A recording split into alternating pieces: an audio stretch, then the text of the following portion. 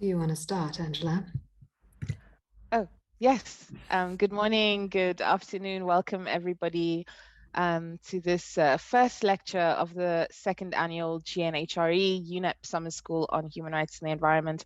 I am Angela Kariuki. I'm a program officer at UNEP's Law Division, and I'm also one of the regional directors for the Africa group for the Global Network for Human Rights and the Environment. Dina, over to you. Hello, everyone. My name is Dina Lupin. I am the director of the Global Network for Human Rights and the Environment. The GNHRE is a network for the creation of change. We're a global network of thinkers, of researchers, of policymakers, opinion formers, community activists who come together to forge new conversations and relationships and to engage in important world-leading, cutting-edge scholarship, research, and activism on human rights and the environment.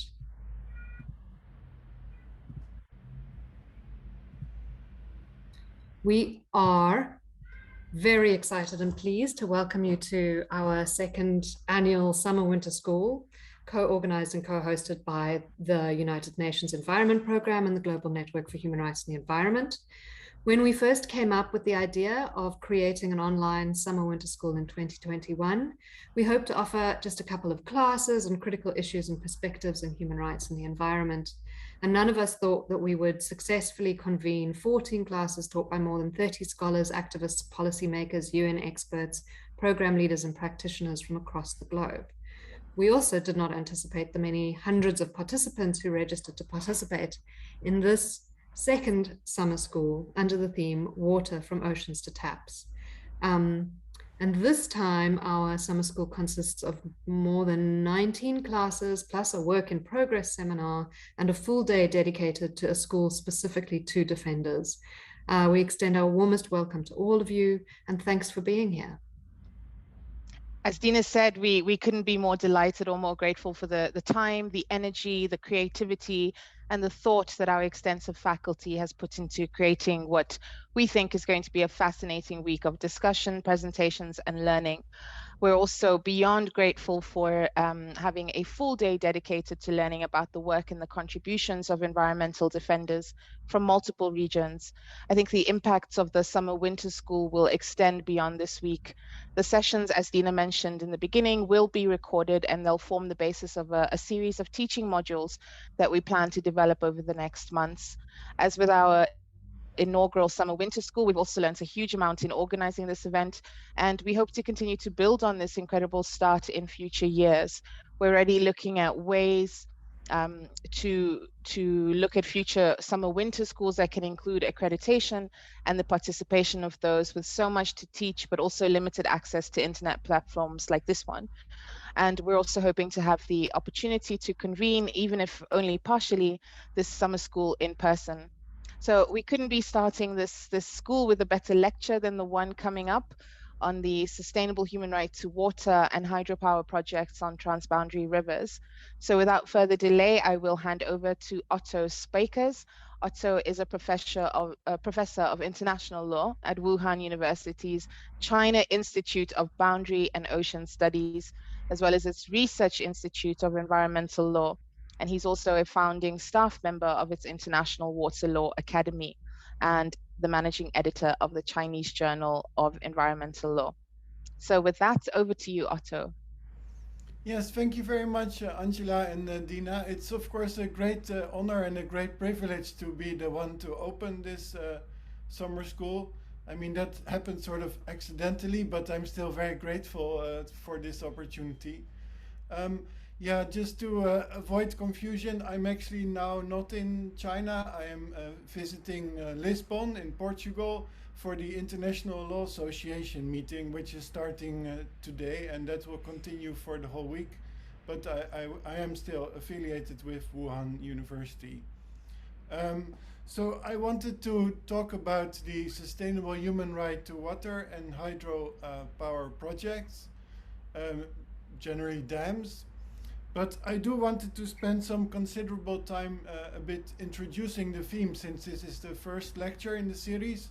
So I wanted to talk a little bit about the importance of water, So how much is there, how much do we need, and then the legal regulation of freshwater access. And then I will say a few words about the sustainable human right to water. So this element of sustainability, what does it really add? And then I want to talk about dams. And I will do this with the help of a case study. So I wanted to introduce you the Grand Ethiopian Renaissance Dam. That's a big dam that has been built or is still under construction in Ethiopia on the river Nile. And it affects lots of people, also people residing in other countries, primarily Egypt and Sudan.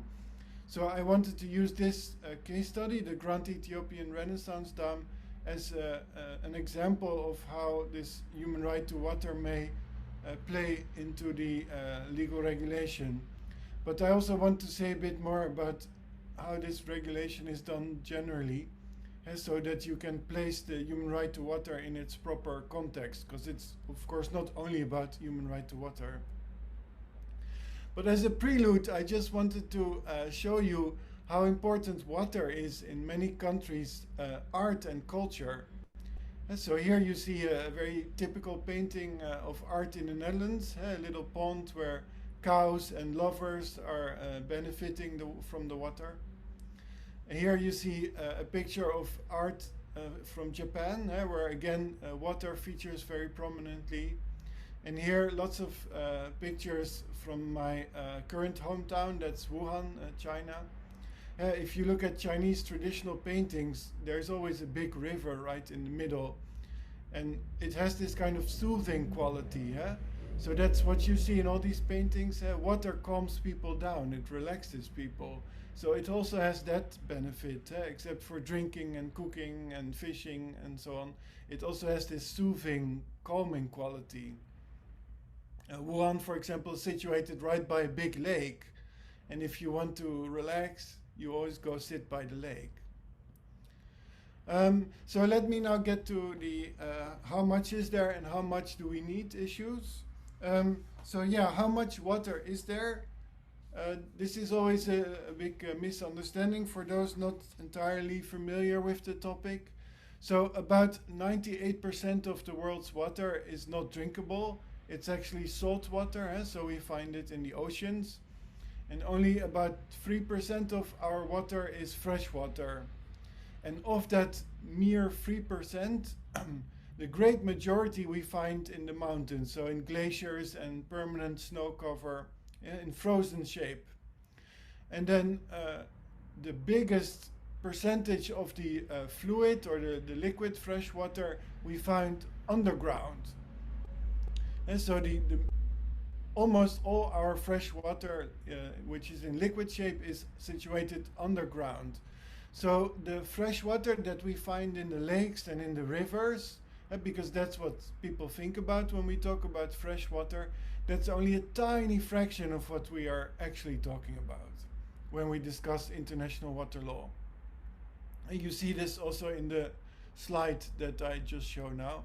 And this graph is basically making the same argument. And then this problem of water shortage is actually in many ways a local problem. So here you see a map of the world, and you see that much of the world is doing pretty okay in terms of providing decent quality and quantity water to its population. So the part of the world that is really struggling is very much localized, as you can see here on this map. So how much water do we need? I always refer to this set of photos that was published some time ago in the National Geographic. So, and here you see a photo of a family. This is a family in Malawi. And these water bottles, they sort of represent the amount of water that this family needs on a daily basis. So it's about 120 liters for an average family in Malawi. Then we get to Bolivia.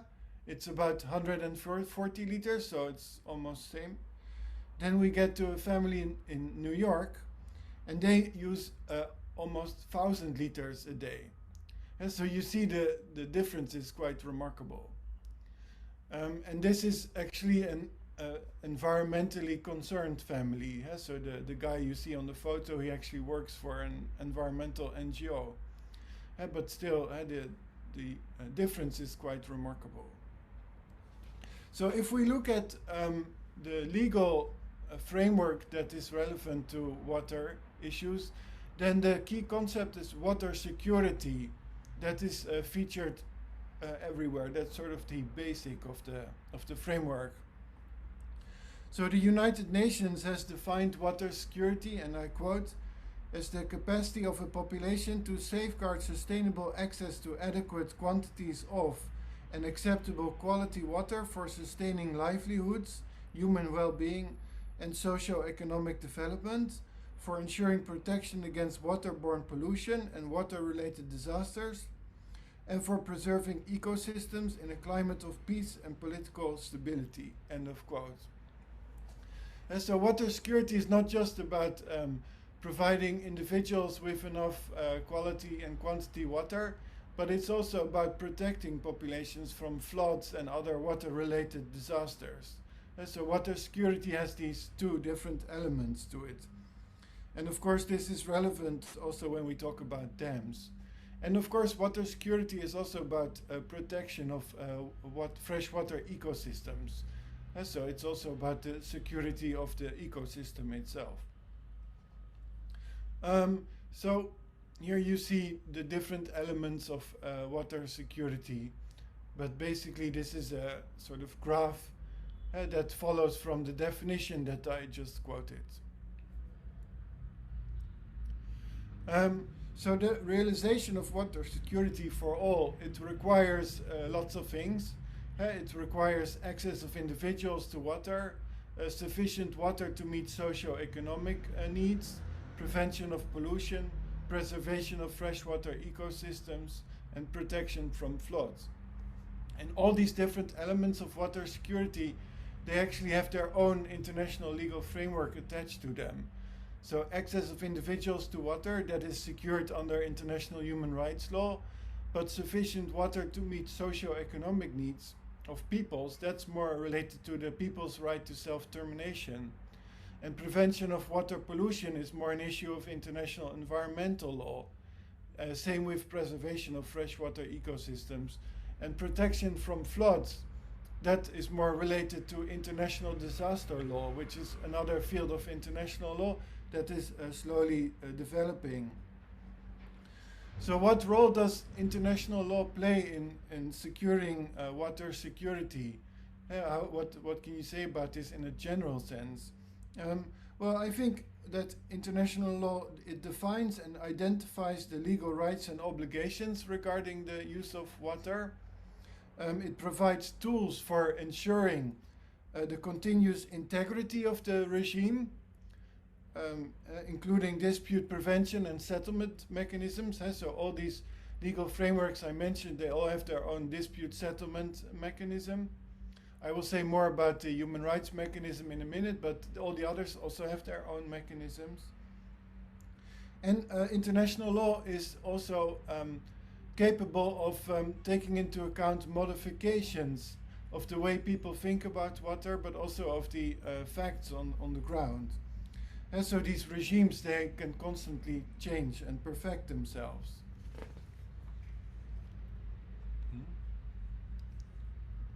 Okay.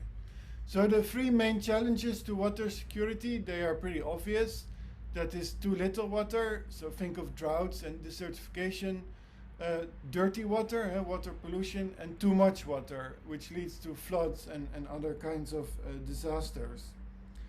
And these problems have become more urgent due to population growth and urbanization. More and more people take to the cities.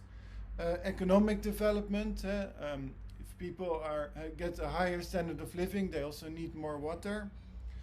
Increased agricultural production, and also climate change, rising temperatures and changing precipitation patterns. They all have an effect on our water security. And then if we talk about water security, we also have to take into account the international dimensions. So here on the graph you see how states that are sharing a freshwater resource like a river, how they can impact on each other. And on the top you see a dam. I will say more about dams in a minute, of course. But dams can have, of course, a positive impact on neighbors. The electricity generated by a dam can be shared with the neighbor, but they also have negative impacts. And here on the slide you see both positive and negative impacts depicted. So if we look at dams more specifically, so there are some problems with dams, but dams also have benefits, of course. But what dams are very infamous of doing is that they reduce the river flow dynamics. They trap sediment at the upstream, and the sediment doesn't go downstream. And sediment has a lot of beneficial qualities to it. It's essential for a healthy freshwater ecosystem. So too much sediment in one place and too little sediment in the other, they are both problems. And also dams disturb the fish migration. So a lot of fish, they migrate from one part of the river to the other, to spawn and then later to die. This is a big problem. And also reduced river dynamics causes decline in wetland areas and so on. And so it has all kinds of negative impacts on freshwater ecosystems, both on the upstream riverside and the downstream riverside. And there are a lot of very inventive ways to avoid this kind of harm. The engineers, they are working hard. So one interesting development, I think, is a fish elevator, and that really exists. It allows fish to go from the downstream to the upstream using what is actually an elevator. But some fish, they manage to use this kind of technology, but others, they don't really get it. So they cannot use these elevators. And there are many other very interesting innovations. But still, dams do cause a lot of damage. So we should not belittle this aspect. So the different legal frameworks I already introduced, but I want to focus in my talk on the human right to water. So that is what I wanted to begin with first. But I just want to stress the importance of what we are talking about. So there's an increasing problem related to water. It's increasing in intensity, and dams play a big part in this. So here you see a graph of dams that may potentially cause threat to water security, and there's a lot of them in this world. And they lead to a lot of tensions, and possibly even political and even military conflicts. So what we are talking about here is a very urgent problem. And the importance of international cooperation in dealing with this problem cannot be understated, of course. So here in the slides you see various effects, positive effects that cooperation may have. So you see the value of international cooperation also in the management of dam projects. So let me now turn specifically to the human right to water. It is very remarkable that there is no human right to water in any of the international treaties that we have. I don't really understand why that is the case. I tried to find out, but I still don't really get it. We have a right to housing, we have a right to food, but we don't seem to have a right to water. That is very strange to me. But then that's not really where the story ends. I mean, the fact that there's no human right to water in any of the international covenants doesn't mean we don't have a human right to water. It just makes the story a little bit more complicated. So I had a look at all the human rights treaties, the international human rights treaties that there are. And you do find some explicit references to the importance of water and sanitation in some international human rights covenants. but you only find them in covenants related to special protection to particularly vulnerable groups, like children and so on.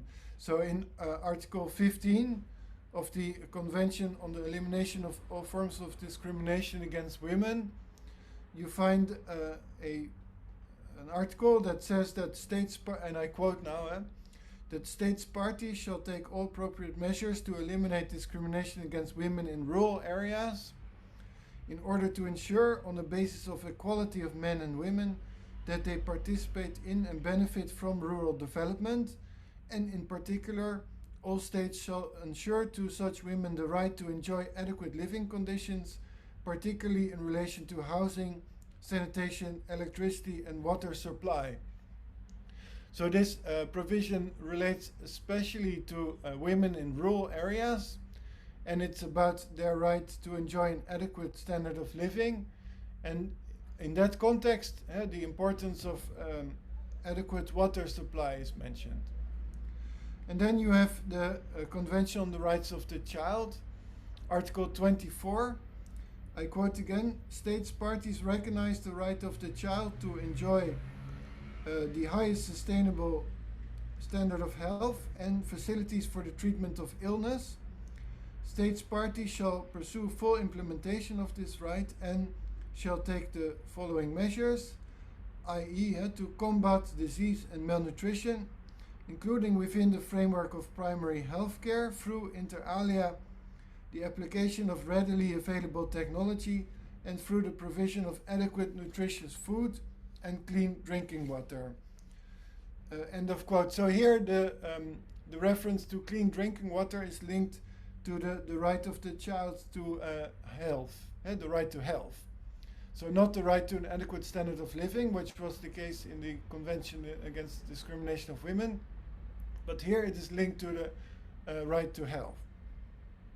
And then finally, the Article 28 of the Convention on the Rights of Persons with Disabilities.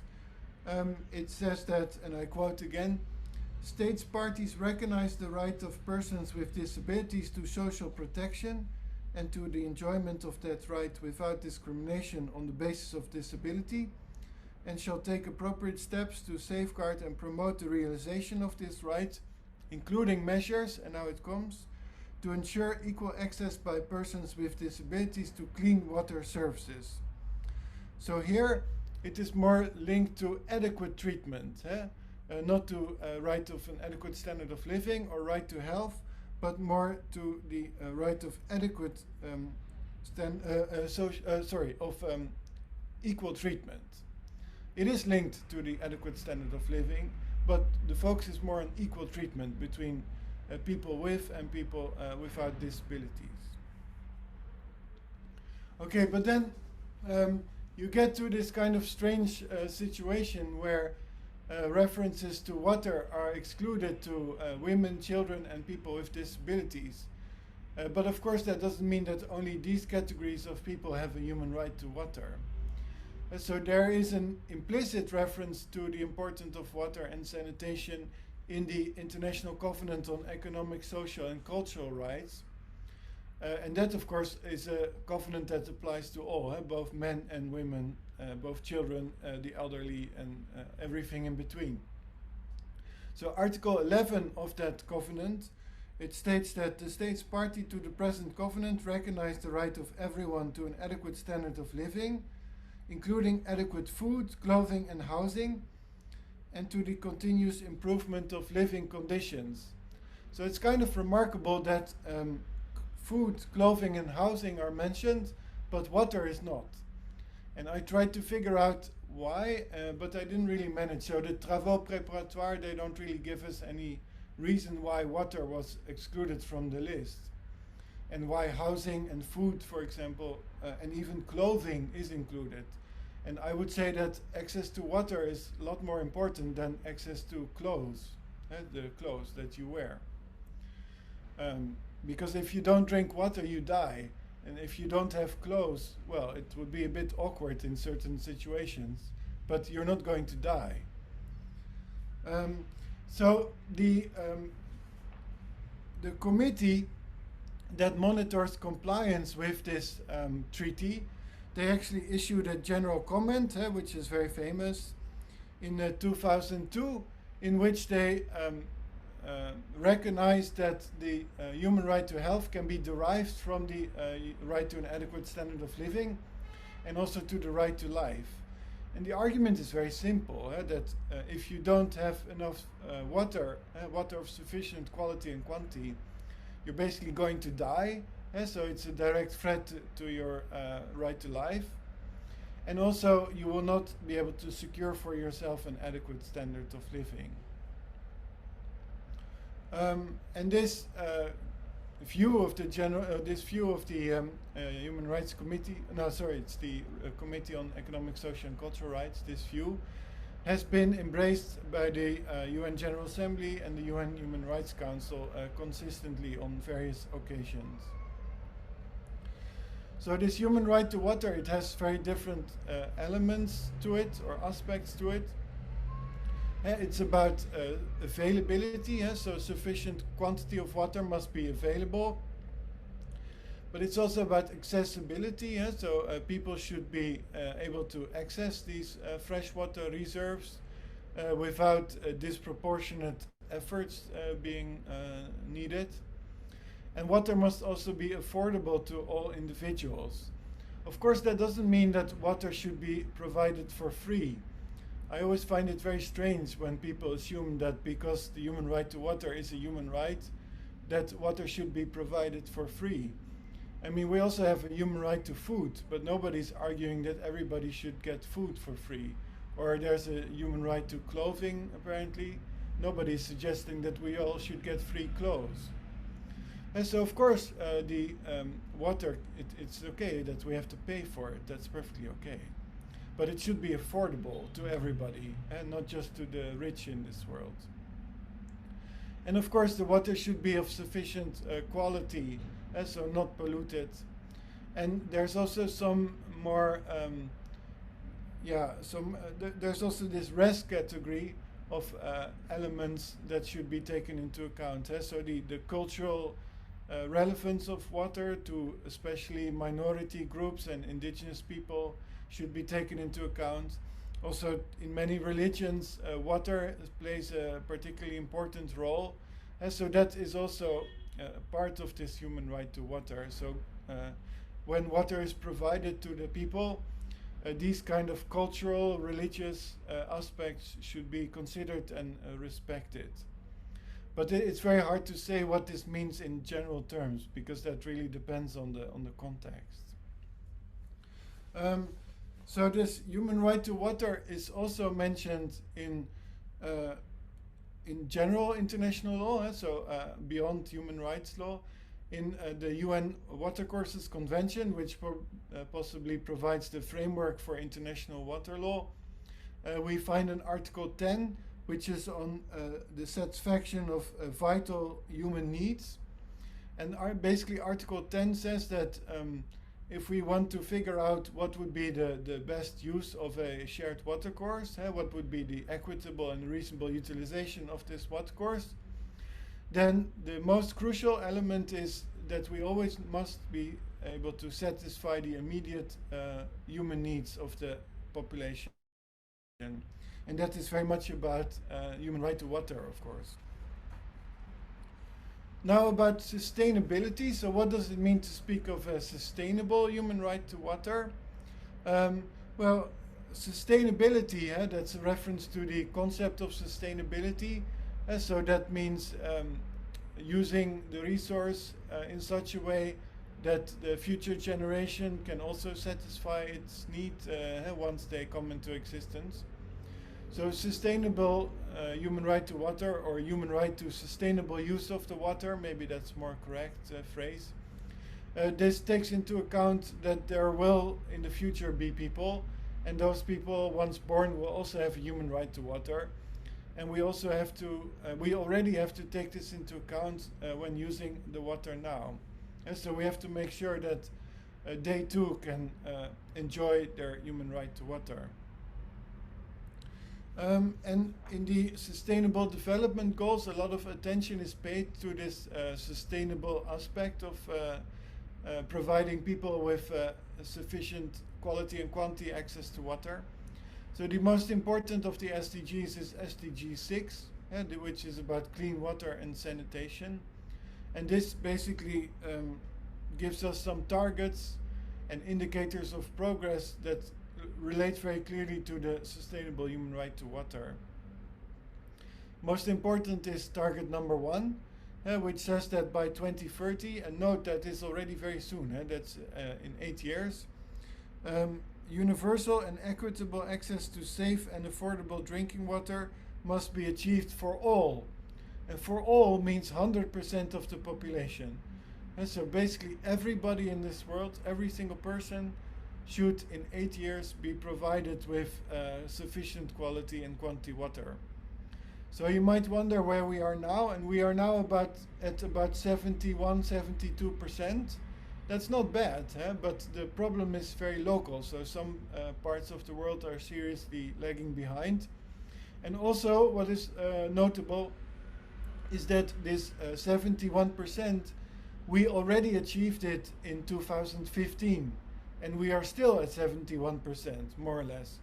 So when the SDGs began to operate in 2015, we were at 71%, and now we're still at 71%, more or less. So the whole SDGs haven't really made much of an impact. That is something that we should be concerned about. So the indicator of progress for achieving target 6.1 is the proportion of the population using safely managed drinking water services. And drinking water services, that's a term that refers to the accessibility, availability and quality of the main source of water used by households for drinking, cooking, personal hygiene and other domestic uses. So this is really about domestic water use. And a safely managed drinking water service, that's a water source that is accessible on the premises, available when needed, and also supplied free from contamination. That is what we should be able to achieve for all by 2030, a very ambitious task. So here you see a nice graph, and the United Nations is very good at producing graphs. I'm not sure they are good at making the world a better place. I mean, they're trying, but they are very good at making graphs. So this is one of these graphs, which sort of shows how far we are in achieving SDG 6. So I now want to turn to dams, and I want to introduce to you first my case study. That's the Grand Ethiopian Renaissance Dam, or the GNHRE for short. It's a dam that is situated on the Nile in Ethiopia. So here you have the Nile, and to the left you have a picture of the Nile that I actually took myself, because when I was young I went on this whole trip through the Middle East, and one thing we did was to sail around the Nile. But here you see a picture of the Nile, and what is immediately noticeable is that the Nile is in a very dry part of the world, and basically in that part of the world, especially in Egypt, everybody lives on the banks of the Nile. So basically everybody who lives in Egypt lives near or very close to the Nile. There's very few people situated elsewhere. So it's really the lifeline of Egypt. And in 2011, Ethiopia began construction of a gigantic hydropower dam, the so-called Grand Ethiopian Renaissance Dam, on the Blue Nile. And Ethiopia considers this dam essential for its long-term future economic development because it will generate a lot of electricity, maybe even more than Ethiopia actually needs. So they are also thinking of selling some of that electricity to their neighbors, and the Sudan is particularly interested in this. So the ambition was to complete the dam by the end of 2018, but that didn't really happen for lots of reasons. But before the dam can be fully put into operation, the reservoir needs to be filled with fresh water. And the reservoir is huge. It's the biggest artificial lake in Africa. So the filling of this reservoir may take between 3 to 21 years, depending on how quick it is filled. And as you can imagine, the quicker you fill this reservoir, the more devastating the consequences will be for the lower riparian states. Because if you save all the water from the Nile to fill up this reservoir, then less water will flow into the downstream states. But so the dam is now partly in operation, but it's not fully in operation, and the reservoirs have still not been fully filled. But as I said before, most of the people in Egypt, they live near the Nile, and they are highly dependent on the Nile, so they are a little bit concerned. And Egypt uses the Nile not only for drinking water, sanitation, but also for irrigation and for tourism. See the photo that I took. But also for electricity. So Egypt has its own dams. The Aswan Dam is maybe the most famous and the most common one. And the Egyptian Nile actually does get about 60% of its water from Ethiopia. The other 40% is from other countries in Africa. See the map. Uganda, Congo, and so on. There's a big lake there. So about 60%, so the majority of the water actually comes from Ethiopia. And Egypt fears that the construction of this dam will significantly decrease the amount of water flowing into the Egyptian Nile. And it fears that it can no longer guarantee water security or the human right to water to its population when the dam is filled and subsequently when it is put into operation. And that's especially the case today, in recent times, when due to climate change and population growth, which is a big problem in Egypt, the big cities, they are exploding. The Nile in its current state, so even before the dam was built, already fails to provide sufficient water to meet the Egyptian population's immediate water needs.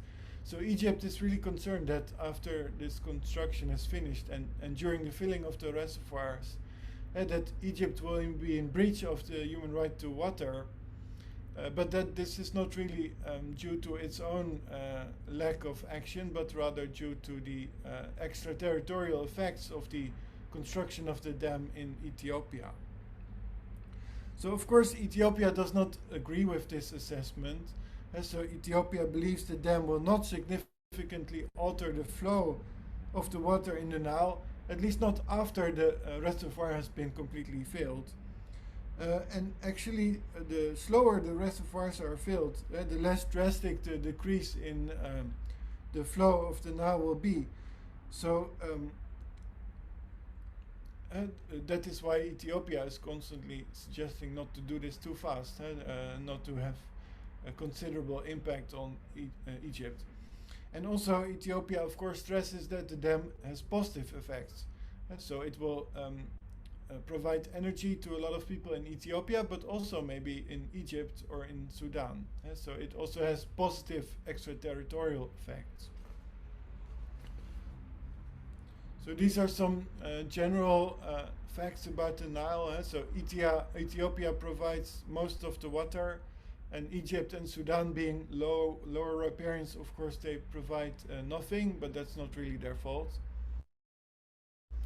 And then there's all these problems, limited amount of water, population growth, climate change, and environmental degradation that make the situation more urgent.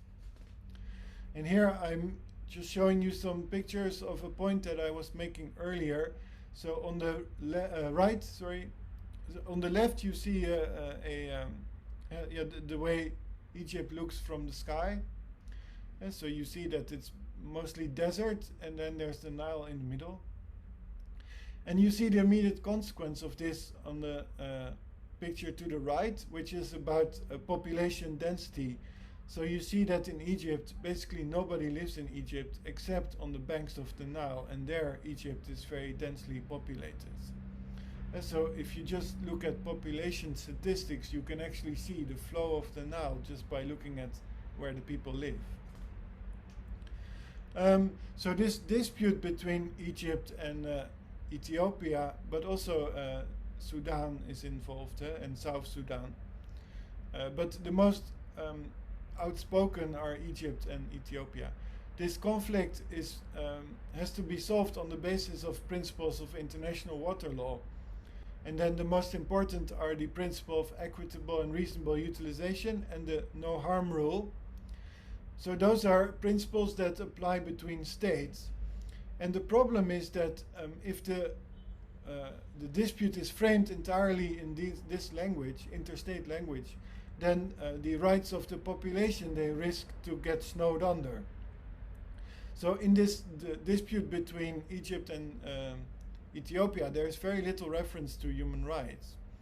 It's mainly about the no harm rule, the equitable and reasonable utilization rule, and then there's also a dispute about the relevance of certain colonial treaties, treaties that were concluded in the colonial times when both Egypt, Sudan, and Somalia were under British rule. Ethiopia was never colonized. It's one of the exceptions in Africa. So here you see that the Grand Ethiopian Renaissance Dam is not the only dam on the Nile, so there are many others. But the GNHRE is of particular concern to many people because it's so huge and so ambitious. So here you see a map of the colonial times, and you see that it was basically all under British rule. So Egypt only became independent in 1952. It was partially independent already in 1922, but it became fully independent in 1952. And Sudan became independent in 1956, also independent from UK. And then Ethiopia was never colonized, but it was occupied for a brief time by Italy in the late 1930s, so between 1935 and 1940. So if you look at all these agreements, these colonial treaties, there's quite a lot of them. There's 3 of them actually. They do say a lot about dams, but they, of course, they don't use the term human rights, but they also don't say much about the rights of the local people. So if you look at the treaty between Ethiopia and the UK of 1902, then this is the provision about the dam. So it basically says that Ethiopia needs permission from UK before it constructs a dam on the Nile, even on its own territory. And some people argue that this provision still applies, but now in the relations between Egypt and Sudan as successors to the UK and Ethiopia. And then there's this exchange of notes between the UK and Egypt in regard to the use of the waters of the Nile. So basically the UK is here acting on behalf of the Sudan, which was at the time still a colony of Egypt, and Egypt was partially independent, so it could negotiate on its own behalf. So this treaty is basically about water allocation between Egypt and the Sudan. So it's not about Ethiopia, which is kind of strange. And so the lower riparians, Egypt and Sudan, they sort of divide the waters of the Nile between them, and they forget that the water actually comes from Ethiopia. But Ethiopia is not involved in this treaty, in these negotiations. So this is not binding on Ethiopia. And the same can be said of the 1959 agreement, which was between Egypt and the Sudan. And so this was concluded very shortly after the Sudan became independent. So this is the first treaty that does not involve the UK anymore, in the United Kingdom. So this is really a treaty between well, the United Arab Republic, or Egypt as it is now called, and Sudan. But again, this is a treaty that is about the water allocation between Egypt and Sudan. So it does not involve